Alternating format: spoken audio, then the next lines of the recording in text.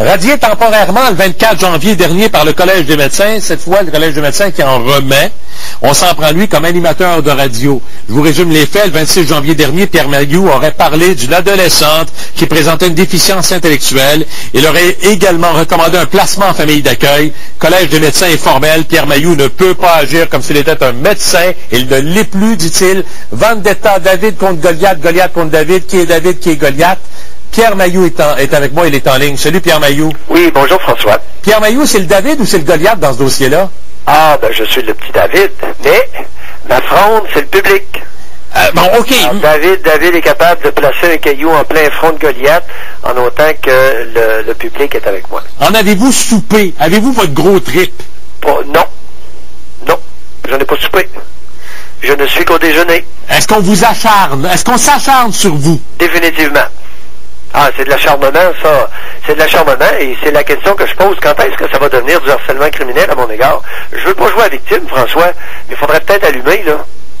Je lis Pierre Mailloux, alors que je vous parle, une partie du texte que vous avez reçu, je le montre aux gens à la maison, on le lit ensemble, puis vous commentez ce même dossier-là. Je vous présente le texte, s'il vous plaît, M. le réalisateur, le texte, le plus rapidement possible qu'on puisse le lire.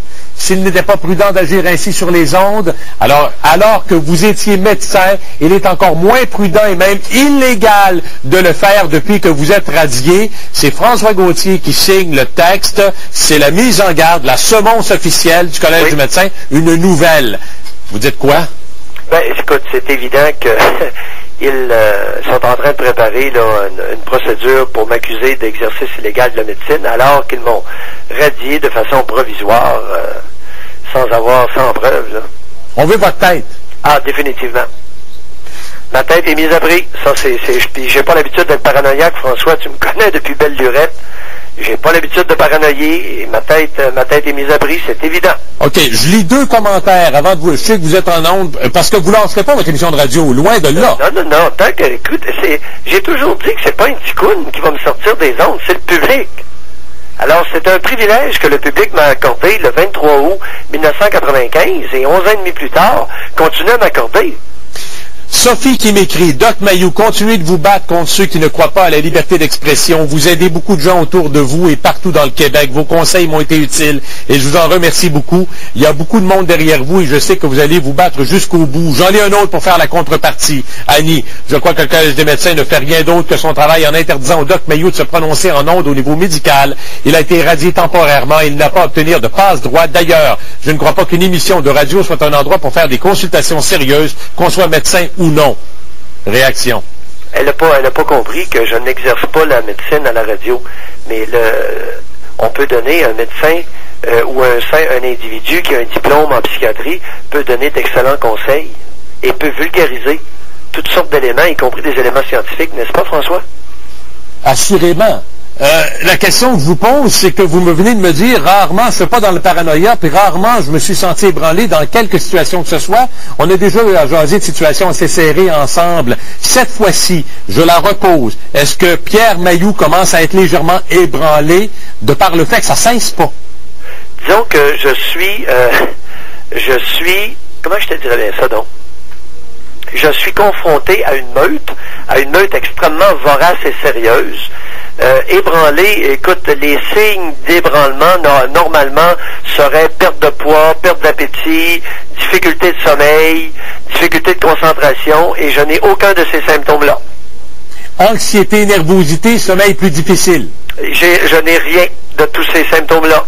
Et pour être vulgaire, mon érection est encore assez ferme pour un gars de 58 ans. OK, dernière question. Il va se passer quoi dans ce dossier-là? Parce que la semonce, vous venez de la recevoir. Allez-vous changer votre style, votre façon de faire? Comment vous allez répliquer? Vous êtes du genre à répliquer, Pierre Mailloux? Non, écoute, répliquer à quoi? Je n'ai rien à répliquer. À l'injustice. Je suis privilégié par le public québécois, puis je vais continuer à essayer d'être à la hauteur du privilège que le public m'octroie. OK. Répliquer à quoi? Vous posez la question. J'oserais dire à l'injustice que vous ressentez probablement. Ah ben écoute, as-tu lu l'éditorial d'Yves Boisvert hier dans la presse? Dans la presse? Résumez-nous. Ben écoute, c'est évident, Yves Boisvert s'est prononcé, et d'après lui, le comité de discipline a fait une erreur. et il y a une apparence flagrante d'injustice à mon égard. Dixit Yves Boisvert, il a tout à fait raison. Est-ce que ça vous permettra, avant que je vous laisse aller, de préparer une contre-offensive? Ben oui, mais une contre-offensive, j'ai toujours eu beaucoup de respect pour le Collège des médecins. Je n'ai jamais pestiféré contre le Collège des médecins. Cependant, la semaine dernière, j'ai demandé la démission d'Yves Lamontagne et ça n'a rien à voir avec ma radiation. Il a menti effrontément au public de la Mauricie et 2 jours après, en émettant un communiqué, a menti à nouveau à toute la collectivité québécoise. OK, 15 secondes, je la repose une dernière fois. À quand la réplique, c'est-à-dire à quand Pierre Mailloux décidera-t-il de poser un geste et d'accuser d'harcèlement le Collège du médecin qui ne leur pas d'une semelle? Pas tout de suite, mais écoute, parce que, comme disait ton auditrice tout à l'heure, Annie, le Collège des médecins va se réfugier derrière son devoir, il protège le public. Et ce qui est drôle dans mon cas, c'est que je ne suis pas sûr que le public demande d'être protégé. Alors comment interpréter cette attitude hautaine et cavalière d'un organisme qui veut protéger le public, qui se dit le protecteur du public, alors que le public ne réclame pas cette protection-là dans mon cas? Tout de même intéressant, François. OK. Avez-vous l'impression qu'on pourra un jour vous appeler à nouveau Doc Mailloux? Oh, ben, on n'aura pas le choix. J'ai bien l'impression qu'on n'aura pas le choix. Salut Pierre Mailloux. Bye, François. Pierre Mailloux, Collège des médecins, ronde 2, pas fini. Dans un combat de boxe, il peut y en avoir jusque 12 dans le championnat du monde. Qui gagne laquelle? Faites vos pointages. C'est loin d'être complété. Première controverse de l'émission.